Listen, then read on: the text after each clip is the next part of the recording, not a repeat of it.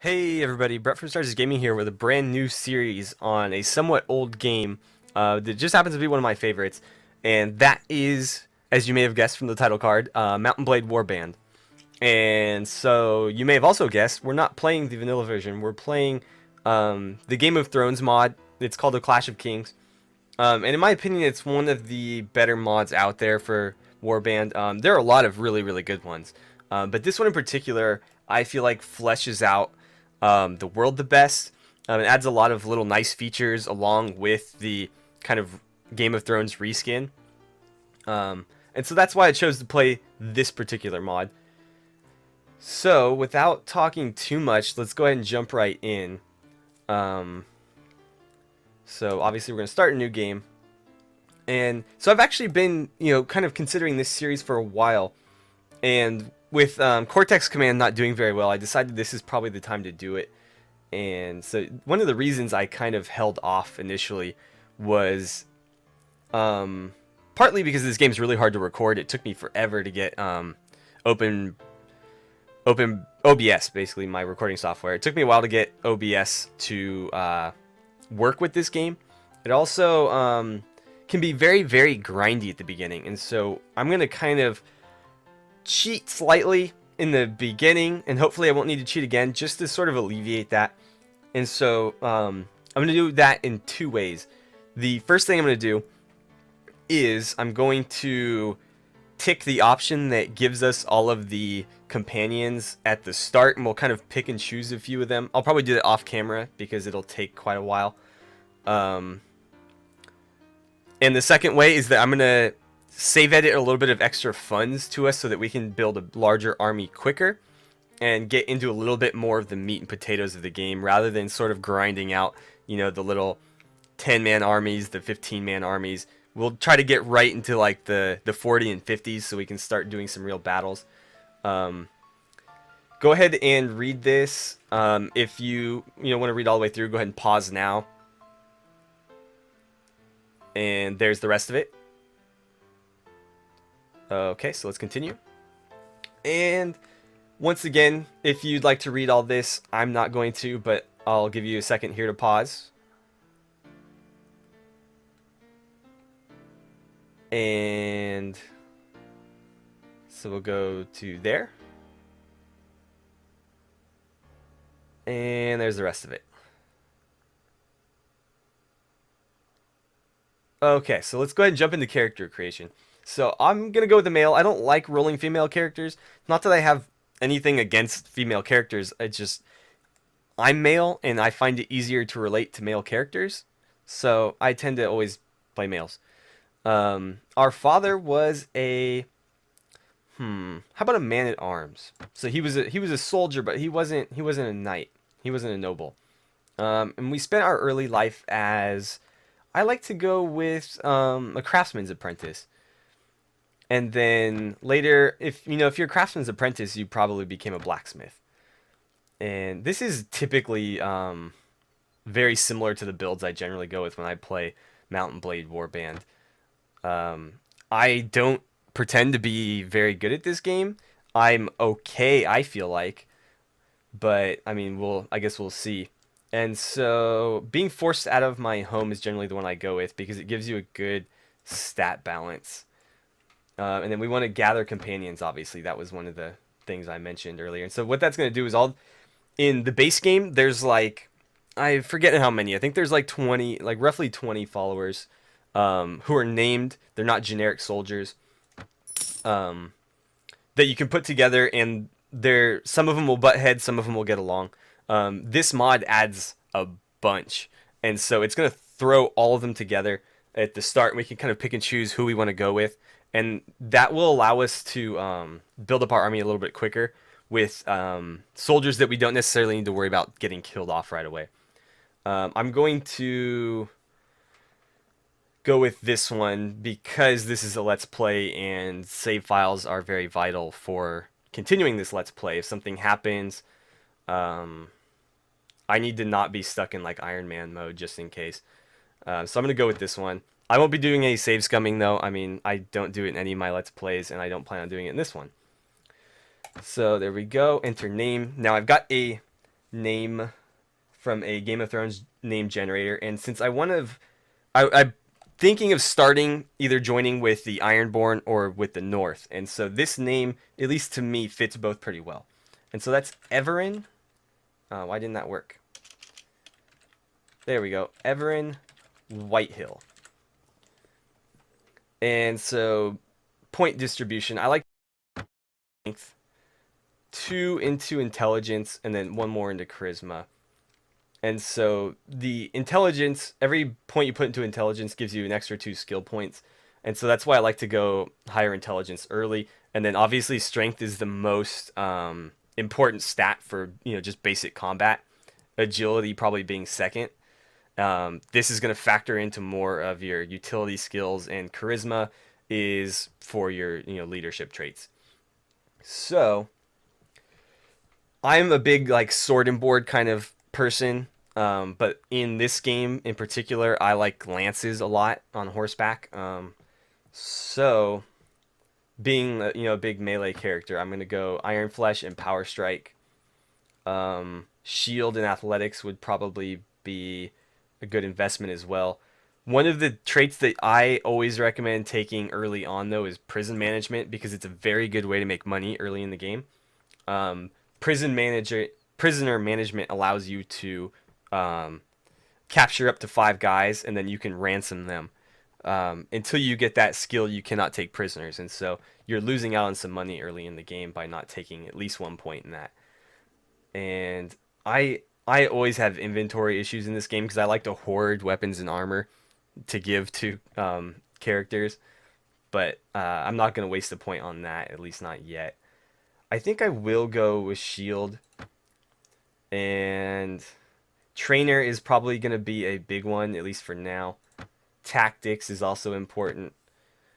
Um, Looting is kind of a big deal, but I don't know if it's gonna be that big of a deal early on. It just basically gives you better loot when you win battles. Um, well, by better I mean more.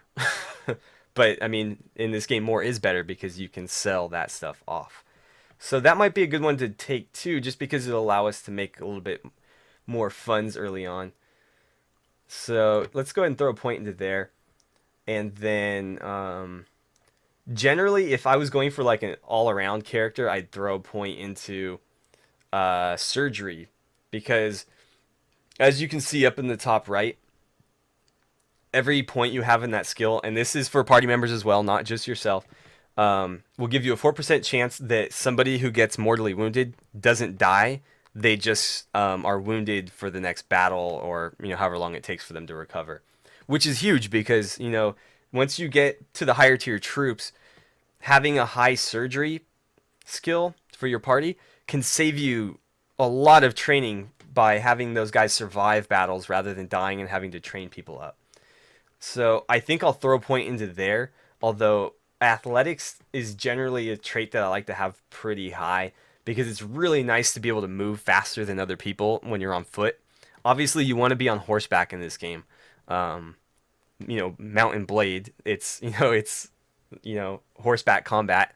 Um, but when you do end up on your feet, it's nice to be able to um, outrun people or make up ground on them. And so I'm a little bit torn between the two. I think I'm gonna go athletics for the sole reason that we have all of the party members assembled already, and so we can probably grab some good like medic characters early on. Whereas without that, we would be kind of stuck on our own for a little bit. So yeah, one-handed weapons is my primary weapon choice, but I do use a lot of pole arms, so let's get that up to something there. Throwing, I tend to favor throwing weapons over crossbows and archery, just because I tend to be up close, and these tend to do a lot more damage and are usually easier to hit with. So we'll boost that up a little bit, and I think I'll just throw the rest into pole arms. So there we go. Now, what do we want this guy to look like? I don't mind that face so much, but he's gonna need some darker hair, I think. That's not so bad, but I think well, let's toggle through. I kind of like the paler look, from somebody who's either going to be from the north or whatever. I wish we could make his neck thicker. He looks kind of scrawny. But we do need to change up that hairdo, and he definitely needs like some sort of beard. So let's just get the hair out of the way for now. I don't mind that goatee, actually. That looks pretty good. I'm not feeling the mustache. I like the beard. I don't like the little curly mustache. That's a little bit better. That's not terrible. Pretty good. This looks awkward the way it kind of like floats out like that. Better, but a little square in the mustache. Yeah, I'm liking that a lot more. Oh, that's a real beard. We'll come back to that one. That's pretty good too. That's probably the best looking beard. I'm not a huge fan of this little like knot at the bottom, but to me this is like the most realistic looking beard. That one's pretty good too, actually. And just more mustaches, some mutton chops. Let's go back to that beard. This one. I think I like this one the best. And hairstyle. I'm not going to do a ponytail. I kind of like that hairstyle. Like the slicked back look. That's okay. I'm not a big long-haired person. In real life I used to have really long hair. And then when I started playing football in high school, I shaved it all off. And my hair's been pretty short ever since. No, we want a fairly young guy. That's not too bad. Although he looks a little bit like maybe Obi-Wan Kenobi or something like that. But I kind of like that look. Let's just go with that. And let's darken his hair just a touch. But yeah, that's pretty good. I'm happy with that. We're not going to tweak this too much. I think he looks fine. It's really easy to make your character look ugly if you play with these too much. Okay, so let's go ahead and hop in. I apologize for clicking through that too quick. I'll give you a little bit longer chance to pause this and read this if you like. And okay, so in we go. And so we'll jump in, we'll do this little fight, and then I'm going to make a cut. I'm going to do a little bit of save editing.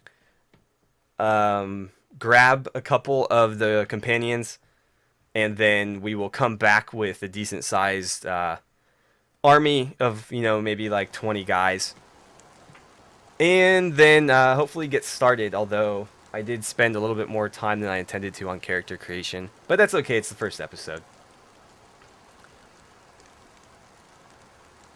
Wow, this game is like chugging. These loading screens are taking forever.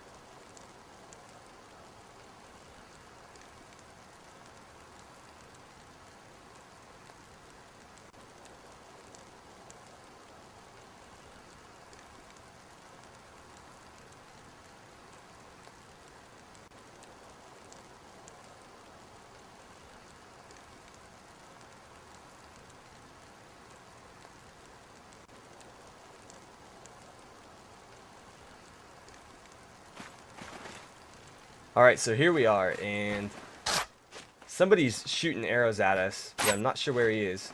Oh, there he is. Let's see, I don't have any other weapons, so we're going to have to fight with this. Oop, there's no sprint. I always forget that. Let's see, we need to like close ground here before he kills us. Oh wait, I can't block with this dagger, damn it.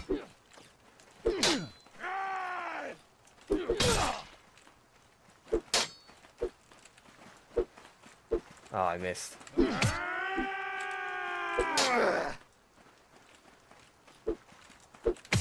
that hit. I'm not doing any damage. There we go, right across the face.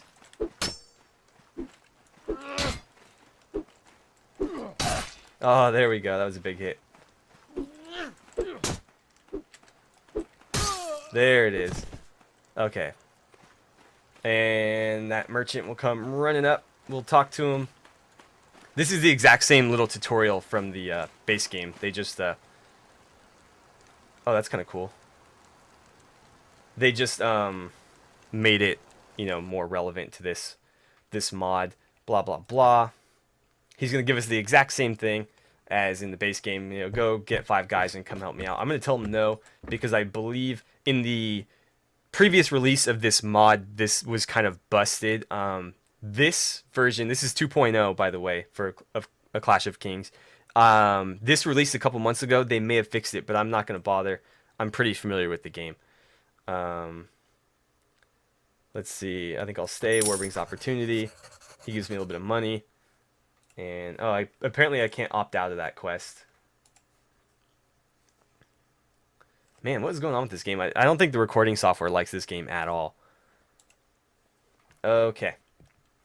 And so, let's see. We will leave. And we are in... It looks like the... Well, let's zoom out. That's the north up there. King's Landing. North is way up that way.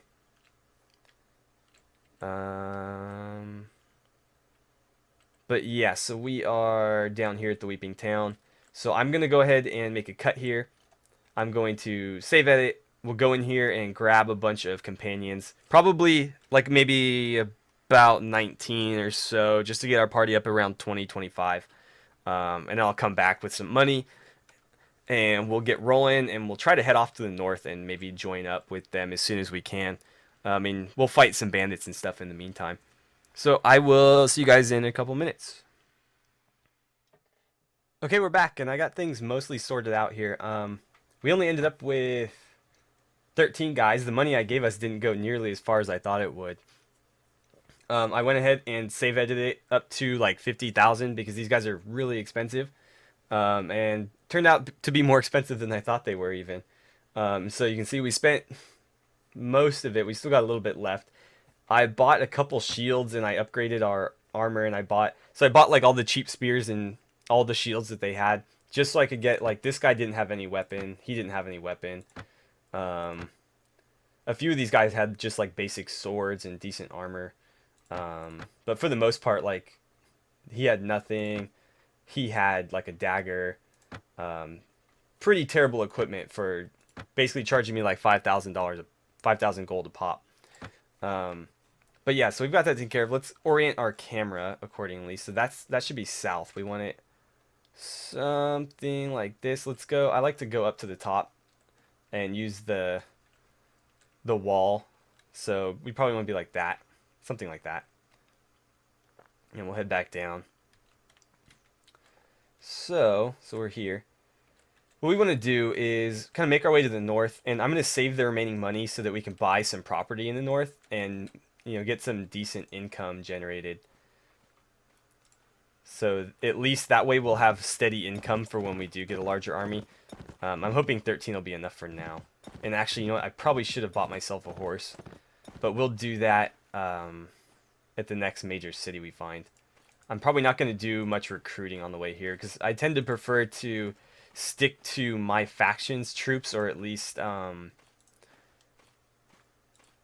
you know, my faction and factions that are generally friendly to my faction. So, for example, with the north, I generally go with troops from the north and troops from like the Riverlands, because then you're not fighting against troops. You're not using troops against their what's going on here? Why are we paused? Can we not go this way? So the pathing in this game is a little wonky sometimes.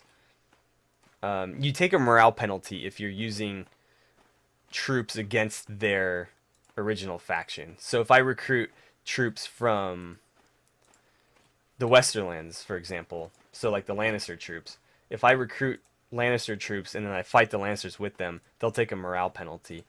So we want to generally stick with troops from factions that we won't be fighting against, and that are nearby and easy to regularly recruit from. And so obviously, if we're the north, the Riverlands are immediately to the south of us, so it's pretty easy. And they have pretty solid archers, which is one of the things that is kind of a weak point for the north. They've got really solid footmen, like foot soldiers. They kind of remind me of the Nords, but they have cavalry. I'm not sure who those are. They're probably over in Essos. Let's see. You meet a lonely septon on the road. As you pass him, you stumble and accidentally push him off the track. Let's apologize. We're not jerks. I lost 5 renown for that, huh? I'd lose renown for not being a jerk. Oh well. That's kind of inconvenient that there's no bridge there. We're gonna have to go all the way around this way. But let's go ahead and stop off at King's Landing while we're in the area, because they should have the best selection of gear. Uh-oh, those outlaws are probably gonna gang up on me. Unless those villagers get in the way and get intercepted. Those raiders are on me too. Let's see if we can use this party to kind of defend us. There we go. Yeah, being a small army at the beginning of this game is probably the toughest part of it. There we go. So into King's Landing we go. And let's see what they got for us. Wow, nice mutton chops. How about arms? Anything good? So this is my loadout right now. I got that light spear, this random shield, and the dagger that we started with. However, yeah, I mean, I'm going to grab all the shields I can. Let's take that too. Light spear, why not? We need to load up on just basic stuff because right now we're so under-equipped. All these things are like way out of my budget. Although taking like a two-handed sword is pretty tempting this early. Can't be used on horseback though, and that's going to be a killer for me because I plan to be on horseback most of the time. When we start getting into siege battles though, I might consider something like this to take solely for siege battles. How about armor? Our weight is a little bit low, so a lot of these won't work for us, but for example, this will. That's pretty cool looking, but I'm not going to spend half of my money on it. How about something like... No, that's very Lannister looking. I'm going to pass on that. This is pretty cool though, but it's not that much better than what we got. How much is it? 540? I might grab that. No good headgear though. Those look better, but I'm not really concerned about that right now. I might grab these just to throw on other people in our party. I'm not too worried about stuff like that right now. More importantly, let's look at horses. What can we afford? Heavy is good. Stubborn right now is not. I can ride that, okay. Because I don't think I can ride this. Whatever, I'll take the heavy. The heavy is probably better anyways. Maneuver, charge. Yeah, +4 to charge. That'll work for me. So let's go ahead and take him. And let's go back to the armor really quick. I will grab these just so that I can make sure that some of my other guys are a little bit better equipped. I should probably take like footwear and gloves too, but you know what, we'll take the cheap gloves and the cheap boots. Just so that if anybody's wearing like basic gear, we can get them sort of outfitted. And how about food? What are we looking at? Pork. I generally go for stuff that doesn't spoil. So let's grab more bread. Can the sausages spoil? I'm not sure. You know what? I'm not going to sweat it. We'll just grab them.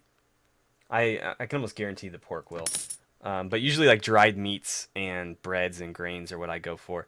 And then occasionally I'll buy like grapes or something, you know, something small that will generally get consumed before it goes bad. I always avoid like chicken and stuff like that because it spoils before you get halfway through it. And it'd be worth maybe going to meet the guildmaster. However, because we'll probably end up at war with the Lannisters, it's probably not worth buying any territory in this area. Let's go ahead and look at... Well, I'm not going to worry about it too much right now. Let's keep heading north. And I think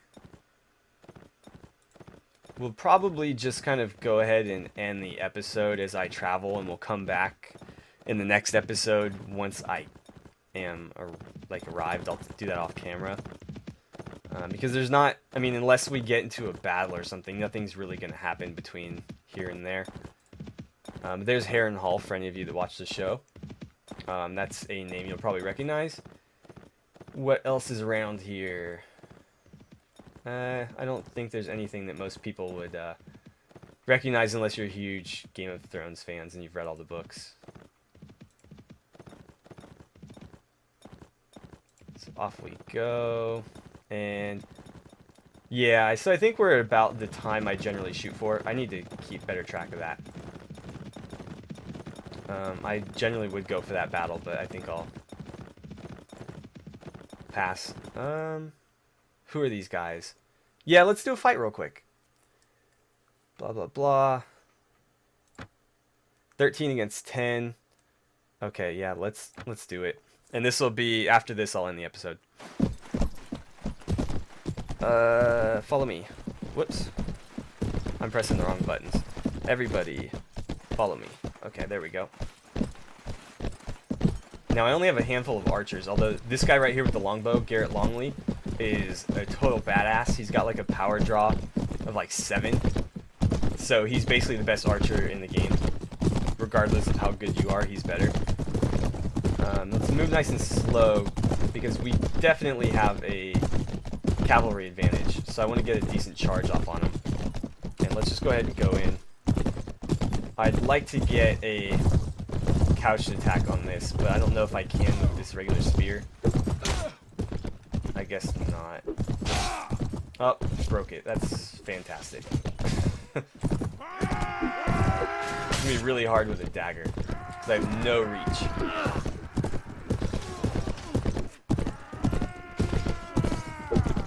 Yeah, I can't hit anything with this dagger. I just need to not get trapped.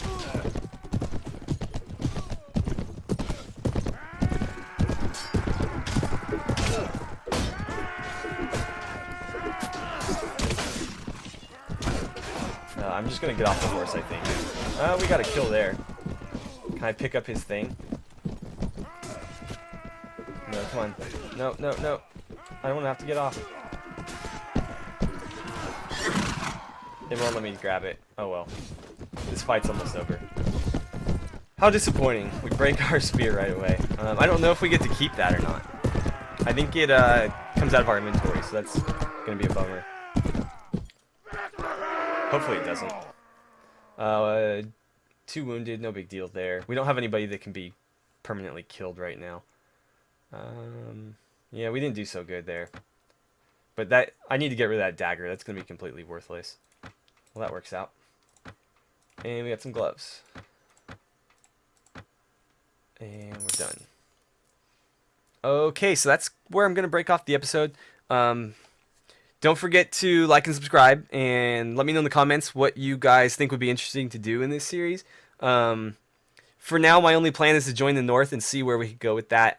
I may eventually, break off into my own faction, but I'll probably leave that decision up to you guys. So definitely give me some ideas in the comments, or just let me know how you think I'm doing.